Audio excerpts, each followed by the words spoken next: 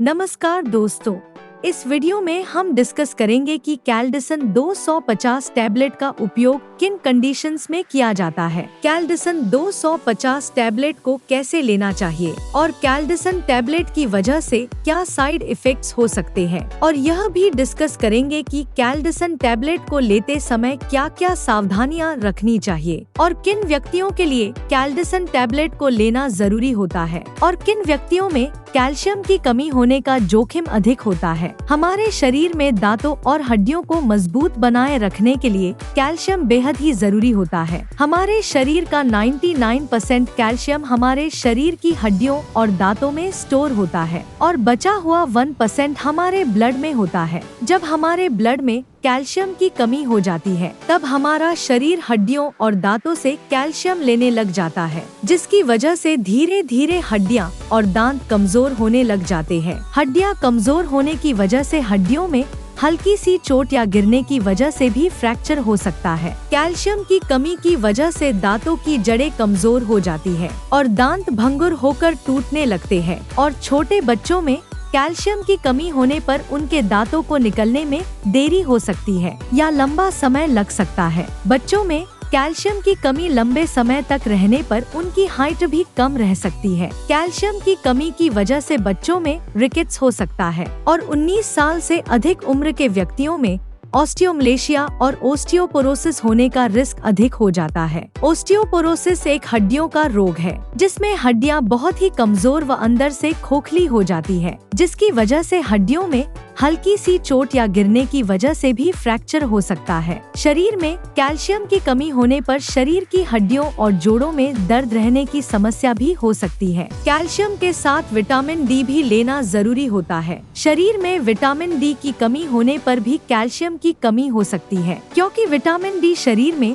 Calcium के अवशोषण में मदद करता है, और शरीर में विटामिन डी की कमी होने पर शरीर भोजन से कैल्शियम का अवशोषण अच्छी तरह से नहीं कर पाता है, जिसकी वजह से शरीर में कैल्शियम की कमी हो सकती है। अगर आप कैल्शियम की कमी को पूरा करने के लिए अकेले कैल्शियम के सप्लीमेंट्स ले रहे हैं, तो ऐसी स्थिति में आपके द्वारा लिए जाने वाले कैल्शियम के सप्लीमेंट्स बेकार है, क्योंकि विटामिन डी के बिना आपके शरीर में कैल्शियम का अवशोषण नहीं होगा और आपके द्वारा लिए जाने वाले कैल्शियम के सप्लीमेंट्स पेशाब के जरिए शरीर से बाहर निकल जाएंगे। इसलिए कैल्शियम और विटामिन डी को एक साथ लेना जरूरी होता है। कैल्डिसन टैबलेट में कैल्शियम के साथ साथ विटामिन डी भी होता है, इसलिए आपको विटामिन डी के सप्लीमेंट्स अलग से लेने की जरूरत नहीं होती है। दोस्तों, अगर आपको वीडियो पसंद आ रहा है तो कृपया वीडियो को लाइक करना व चैनल को सब्सक्राइब करना न भूलें। अब हम डिस्कस करेंगे कि कैल्डिसन टैबलेट का उपयोग किन कंडीशंस में किया जाता है। कैल्डिसन टैबलेट का उपयोग शरीर में कैल्शियम की कमी होने पर, हड्डियों में फ्रैक्चर होने पर,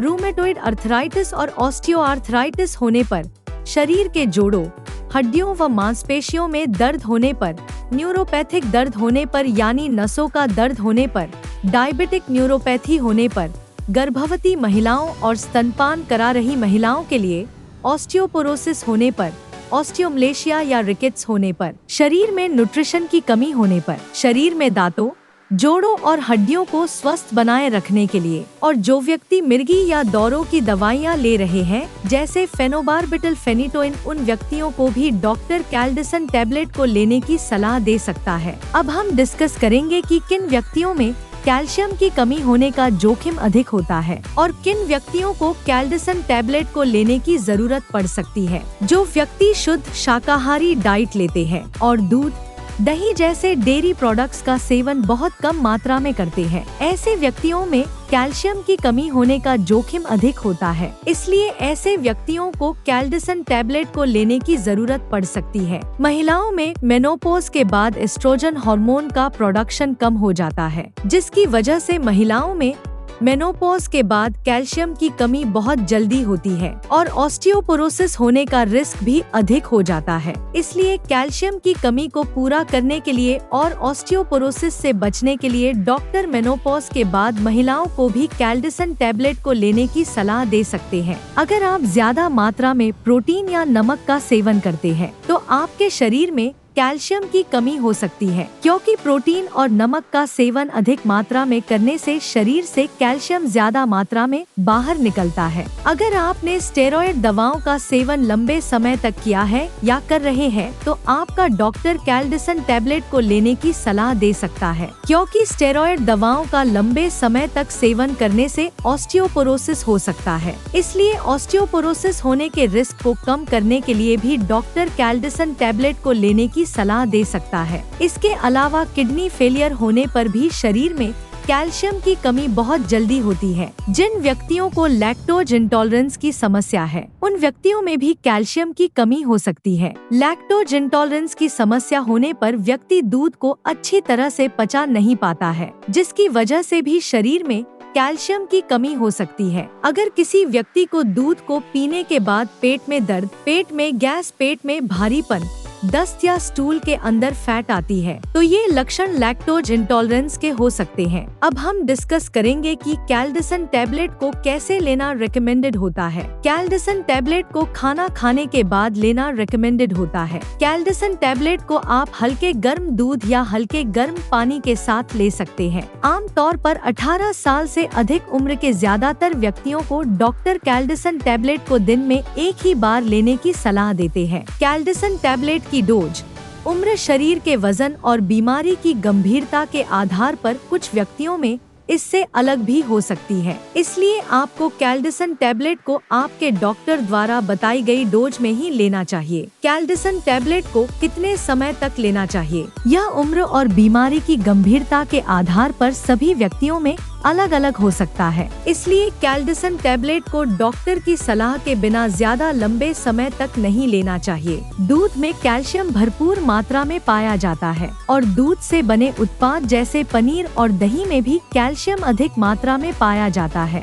इसलिए अगर आप अपने शरीर की कैल्शियम की कमी को प्राकृतिक खाद्य पदार्थों से पूरा करना चाहते हैं, तो आपको इनका सेवन पर्याप्त मात्रा में करना चाहिए। 1 लीटर दूध में लगभग 1300 mg कैल्शियम होता है। अगर कोई व्यक्ति या बच्चा प्रतिदिन 1 लीटर दूध को 2 भागों में बांटकर सुबह शाम पी लेता है, तो उसमें कैल्शियम की कमी नहीं होती है। इसके अलावा मूंग दाल, बादाम, नारियल, सोयाबीन, आम, संतरा और आंवला भी कैल्शियम से भरपूर होते हैं। इसलिए इनका सेवन आपको भरपूर मात्रा में करना चाहिए। साइड इफेक्ट्स की बात करें तो वैसे तो कैल्डिसन टैबलेट एक बहुत ही सुरक्षित दवा है और ज्यादातर व्यक्तियों में कैल्डिसन टैबलेट की वजह से कोई साइड इफेक्ट्स नहीं होते हैं। लेकिन अगर आप कैल्डिसन टैबलेट को रिकमेंडेड डोज से ज्यादा डोज में लेते हैं, तो इसकी वजह से ब्लड में कैल्शियम का लेवल ज्यादा हो सकता है, जिसको हाइपरकैल्सीमिया भी कहते हैं। शरीर में कैल्शियम का स्तर ज्यादा होना भी नुकसानदायक होता है। कुछ रिसर्च में यह पाया गया है कि ब्लड में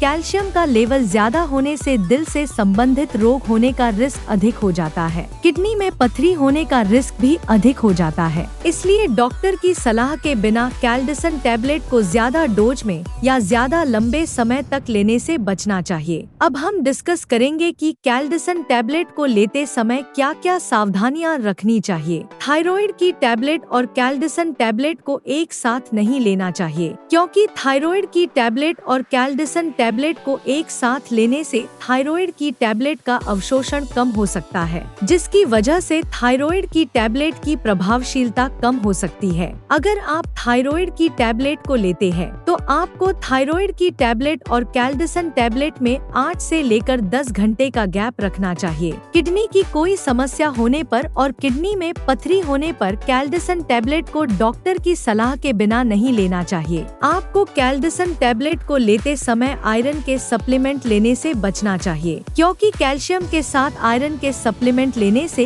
कैल्शियम शरीर में आयरन के अवशोषण को रोक सकता है। वीडियो को देखने के लिए आपका धन्यवाद। अगर आपको वीडियो पसंद आया तो प्लीज वीडियो को लाइक कर देना, चैनल को सब्सक्राइब कर लेना और अगर आपका कैल्डिसन टैबलेट से संबंधित कोई प्रश्न है तो आप कमेंट करके पूछ सकते हैं।